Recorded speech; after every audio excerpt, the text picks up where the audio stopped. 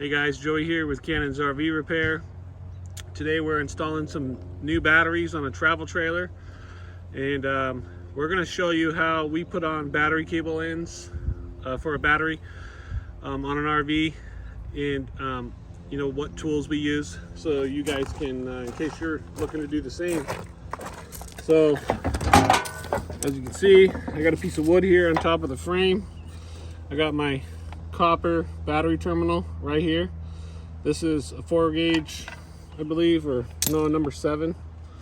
I had to look, but anyways,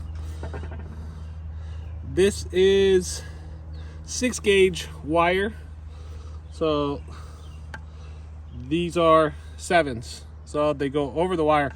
But here's what we do: we strip back insulation from the copper wire itself. This wire here is the ground. Now on your RV it might be a different color, so don't go off of what I say. You guys can see that.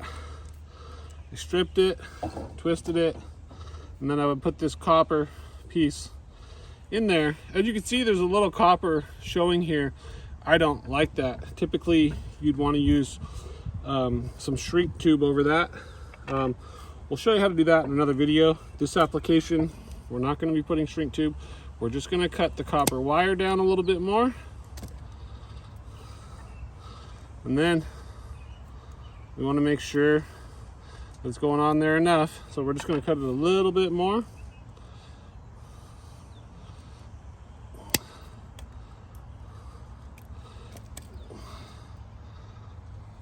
So when we're done, it's actually going to be touching the white insulation. So because when we punch this with this big punch right here, which you can buy these online, I'll post a link below. You lift up on it, you can see it opens up, and then you take your copper piece.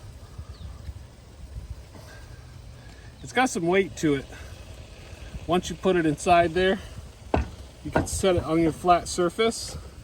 I'm using this piece of wood over the top of this frame, because then I'm gonna whack it with this sledgehammer.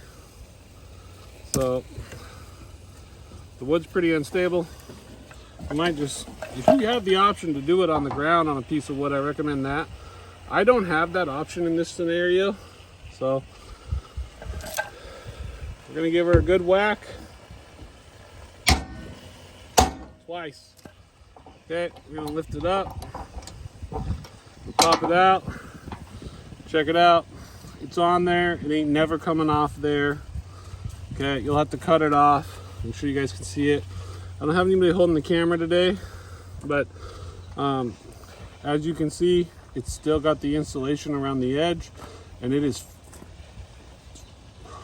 crimped to the copper, and you cannot rip this off. So some people buy the style where you use the lineman pliers, but on 6 gauge stuff like that, I don't like to use the lineman plier one where you can just put in there and squeeze it. There's going to be people that say, hey, you can squeeze those copper fittings with the lineman pliers. Yeah, I can, but it's not going to be looking like this when I'm done. It's actually going to look terrible. So this is crimped on there, and it's crimped on there right. You don't have to worry about it coming off. So if you guys are doing batteries on an RV, you can do up to, I believe, 3/0 on this actual tool. So I buy these online. I don't know of any local stores that sell them locally. I'm sure a battery shop would, but you just open it up, and then you put your wire. You know, if you're doing an inverter and you got those big old 3/0 cables that you're doing, this comes in real handy, because you can't crimp those with a pair of lineman pliers.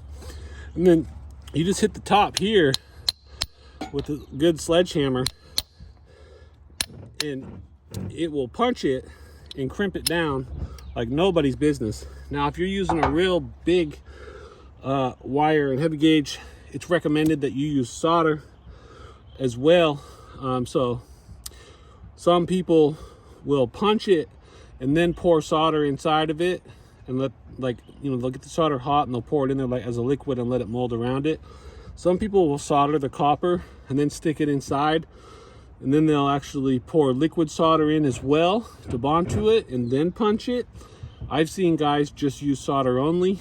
I always punch them, guys. So I've never had one come off, and these do cost a little bit more money than those other ones. I think I just paid $7.49 for these. I'll post a link in the description below for everything you see in the video here if you need wire. So then I bought some other wire online. Normally these come with copper connections, but this time they come with nickel. I think that's nickel plated to tie the batteries together. So these are brand new.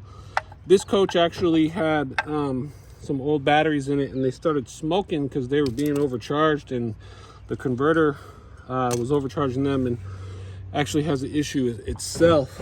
So we'll have to take care of that as well. Maybe we'll talk a little bit about that in the next video. But until next time, thanks for watching. Safe travels. Be sure to subscribe. We'll see you in the next video.